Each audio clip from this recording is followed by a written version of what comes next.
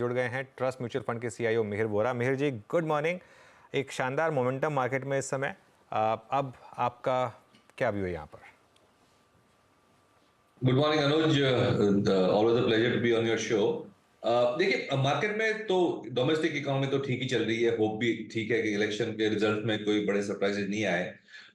तो मार्केट की जो करंट पोजीशनिंग तो नो नेगेटिव सरप्राइज वाली पोजीशनिंग है। ओवरनाइट एक जो थोड़ी सी डेवलपमेंट हुई है कि यूएस की GDP growth after long time थोड़ी एक्सपेक्टेशन से कम आई है। तो ये एक जो टेलविंड था उसमें छोटा सा क्वेश्चन मार्क आया है। शायद इसकी वजह से यूएस मार्केट्स भी थोड़ी करेक्ट हुई थी। Indian markets and global markets भी थोड़ी वॉलेटाइल रह सकती है। But apart from that the general trend तो यही है कि डोमेस्टिक इकोनॉमी है, जो हम लोग इंफ्रास्ट्रक्चर और कंज्यूमर सेक्टर की जो बात कर रहे हैं ग्रोथ की, वो कंटिन्यू रहे, वही थीम बन रही है। ओके, चलिए, तो ये इस समय ओवरऑल व्यू। अच्छा, आप स्टॉक स्पेसिफिक कमेंट नहीं करेंगे, लेकिन मैं एक जनरल व्यू पूछ रहा हूँ इस पर। जो वोडाफोन आइडिया में इतना बड़ा एफपीओ सक्सेसफुली कंपनी ने रेज किया, उसके बाद से जो एक पूरे ग्रुप में एक रैली आई, इसको आप किस तरीके से देख रहे हैं? क्या एक वोट ऑफ कॉन्फिडेंस दे रहा है ये ओवरऑल मार्केट को लेकर भी कि इतना बड़ा एफपीओ पर इतनी स्ट्रांग डिमांड क्यों आई भी इसकी तरफ से? देखिए, स्टॉक पे तो मैं कमेंट नहीं कर पाऊंगा, लेकिन एक पॉजिटिव चीज ये है कि कैपिटल अवेलेबिलिटी जो है वो काफी अच्छी है। एंड जिस तरह से स्मॉल कैप और मिड कैप में रैली हो रही है, अगर सप्लाई आती है तो मैं कहता हूँ अच्छी बात है। क्योंकि एटलीस्ट वैल्यूएशंस थोड़े रीजनेबल रह सकते हैं। अभी ऐसा हो रहा है कि जिस तरह से म्यूचुअल फंड्स और इंश्योरेंस प्रीमियम्स वगैरह में पैसा फ्लो हो रहा है एनपीएस ईपीएफ में, उस तरह से मेरे ख्याल से इक्विटी इश्यूएंसेस कम है कंपेयर टू द फ्लोज। तो हम देख रहे हैं कि जहां भी अच्छे सेक्टर है, स्टॉक है, वहां पे ज्यादा ही बिडिंग हो रही है, वैल्यूएशंस काफी स्ट्रेच हो रहे हैं काफी सारे पॉकेट्स में। तो एक एक माहौल बन रहा है कि जहां पे रिस्क कैपिटल की जरूरत है, जहां पे ग्रोथ कैपिटल की जरूरत है, वो कैपिटल अवेलेबल है। And that in the long term can be very productive for the economy.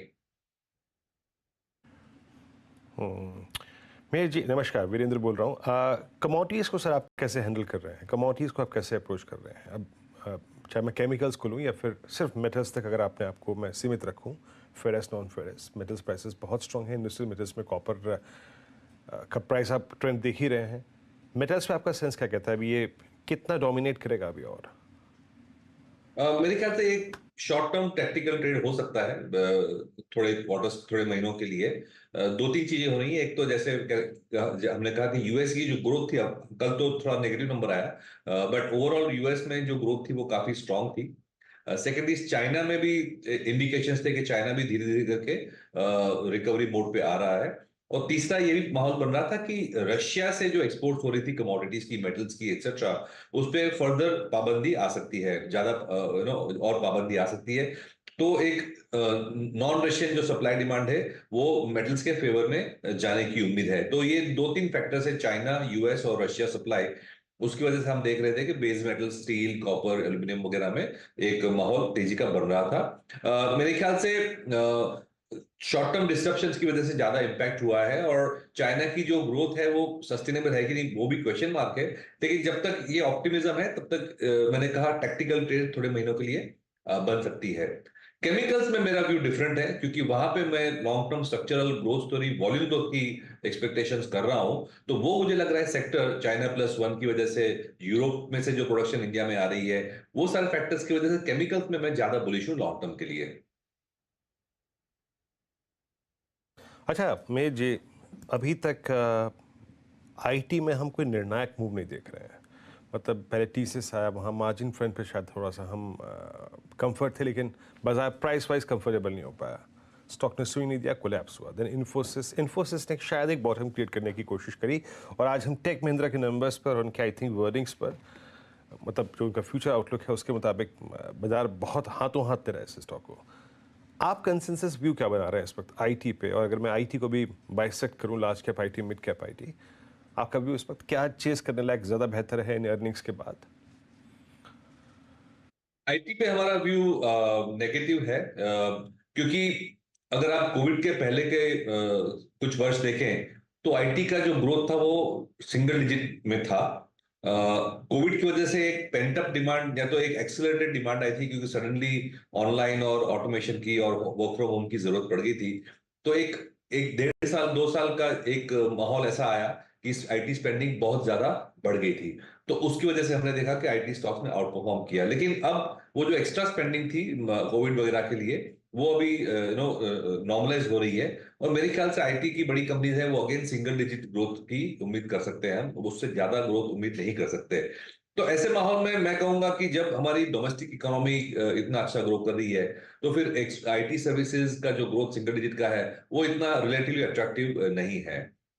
Mid cap companies की बात अलग है, क्योंकि वहां पे छोटे बेस पे अच्छा ग्रोथ कर सकती है। कोई स्पेसिफिक सेगमेंट या कोई स्पेसिफिक कस्टमर, कोई स्पेसिफिक वर्टिकल में अगर आपकी एक्सपर्टीज है, तो ऑन अ स्मॉल बेस आप लंबे टाइम तक ग्रो कर सकते हो। तो वहां पे स्टॉक पिकिंग की स्कोप ज्यादा होती है मिड कैप में। तो हम वही कर रहे हैं कि लार्ज कैप आईटी में अंडरवेट रह के मिड कैप आईटी कंपनीज में बिजनेस स्पेसिफिक मॉडल देख के इन्वेस्ट करते हैं।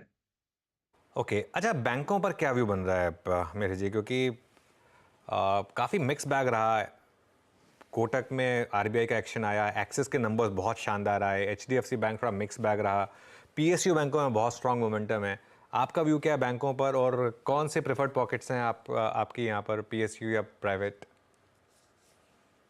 बैंकिंग में मेरे ख्याल से हम न्यूट्रल टू अंडरवेट देख सकते हैं फॉर द टाइम बीइंग, क्योंकि ग्रोथ तो अच्छी आ रही है और एनपीएस की भी प्रॉब्लम नहीं है। मेरे ख्याल से रिलेटिवली मैं कहूंगा कि अभी जो पब्लिक सेक्टर बैंक में जो आउट परफॉर्मेंस देखी है, तो वो जो बहुत ज्यादा वैल्यूएशन डिफरेंस था वो कवर हो गया है।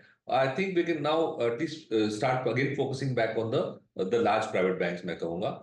वहां पे 2-3 बैंक्स ऐसी है जैसे जो अच्छी तरह से ग्रो कर रही हैं, जिन पे एनपीएस की भी कोई प्रॉब्लम नहीं है। तो वो प्राइवेट सेक्टर बैंक्स में हम ज्यादा फोकस कर रहे हैं। पब्लिक सेक्टर बैंक में हमारा एक्सपोजर एक या दो नाम से ज्यादा में नहीं है। एनबीएफसी में भी मैं कहूंगा कि जो स्पेसिफिक बिजनेस मॉडल वाली एनबीएफसी हैं, जहां पे हायर ग्रोथ पॉकेट्स है, वहां पे हम कॉन्सेंट्रेट कर रहे हैं।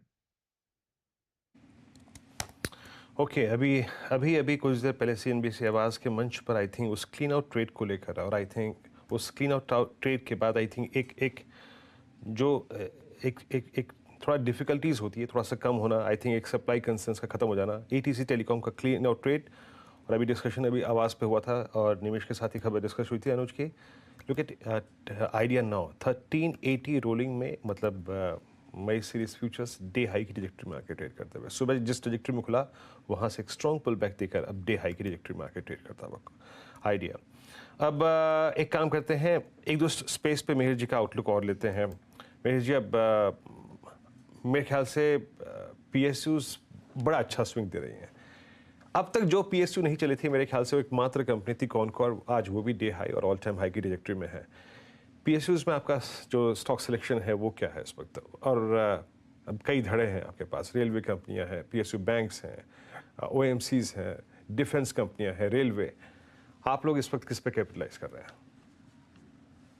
बिल्कुल, तो जैसे आपने कहा पीएसयूज में बहुत सारे सेगमेंट्स हैं। तो मैं एक ओवरऑल व्यू नहीं लेता हूँ पीएसयूज पे, मैं segment by segment, stock by stock देखता हूँ। क्योंकि एक तरफ हमारे पास oil refining, oil marketing, oil exploration वाली कंपनीज हैं। दूसरी पावर सेक्टर में यूटिलिटीज कंपनीज हैं। तीसरी हमारे पास पावर फाइनेंसिंग की कंपनीज हैं। Then we have power equipment manufacturers हैं, डिफेंस कंपनीज हैं, पब्लिक सेक्टर बैंक्स हैं। बहुत सारे सेगमेंट्स में है, तो हर हर एक सेगमेंट को डिस्कस करना शायद पॉसिबल नहीं होगा। बट इन जनरल मैं कहूंगा कमोडिटीज वाली जो कंपनीज हैं, वहां पे हम अंडरवेट है। मुझे नहीं लगता ये कोई सेक्युलर स्टोरी बन रही है। तो ऑयल एंड गैस है, मार्केटिंग कंपनीज हैं, प्लस जो मेटल्स कंपनीज है उसमें हम टैक्टिकल ट्रेड कर सकते हैं। बट इन जनरल कोई लंबा कोई स्ट्रक्चरल प्ले उसमें दिख नहीं रहा। यूटिलिटीज कंपनीज में शायद जो पावर यूटिलिटीज हैं उसमें एक दो कंपनीज ऐसी है जहां पे रिन्यूएबल्स वगैरह की स्टोरी बन रही है, तो वहां पे longer term growth prospects better हो सकते हैं। तो वो हम कंसिडर कर रहे हैं। और तीसरी जो डिफेंस और पावर इक्विपमेंट लिंक जो कंपनीज है, वहां पे हम काफी पॉजिटिव है, क्योंकि वहां पे हमें रनवे काफी लंबा दिख रहा है।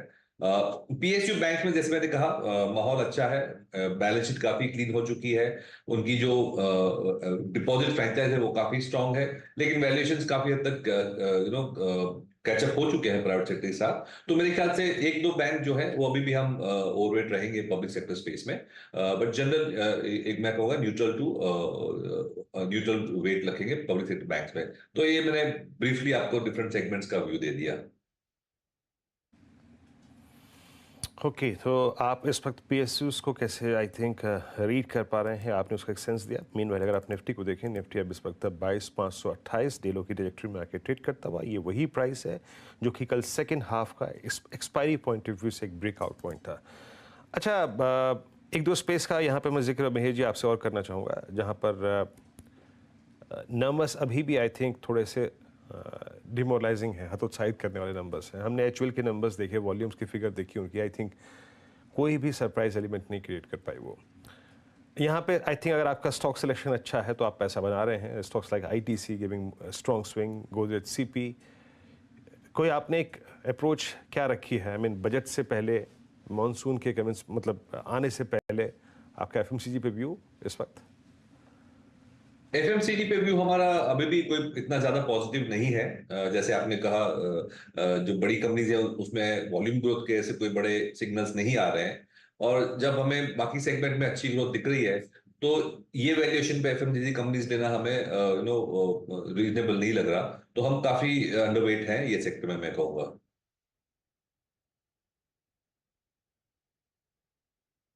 ओके मेरी जी, बहुत बहुत शुक्रिया। मोरलेस आज सारे के सारे अगर आप देखें सेक्टर्स पे और कंपनियों पर आपसे बातचीत हुई। बहुत बहुत शुक्रिया सर इस कार्यक्रम में शामिल होने के लिए, सभी इंडस्ट्रीज पे सेक्टर्स पर रखने के लिए। And have a nice weekend sir. बहुत बहुत शुक्रिया।